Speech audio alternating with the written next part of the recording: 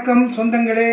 இன்றைக்கி பாருங்கள், காலையில் பாப்பாவுக்கு ஸ்கூல் இல்லை, அதனால் எழுந்திரிச்சேன். நல்லா குளிச்சுட்டு சாமியை கும்பிட்டுட்டு வந்து என்ன சாப்பிட்றதுக்கு இருக்குதுன்னு கேட்டேன். கிச்சடி. ரொம்ப நாளாகுது, யாருமே இப்போலாம் கிச்சடியே செய்யறதில்ல. சரி, கிச்சடி இன்றைக்கி செஞ்சு தரேன் அப்படி. சரி செஞ்சு கொடு அப்படின்னு சொல்லிட்டு பாருங்கள், இன்றைக்கி கிச்சடி தான்.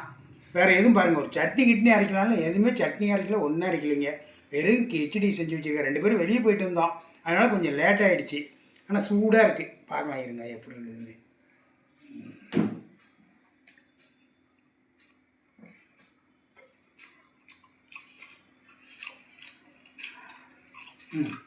நல்லா அருமையாக இருக்குது.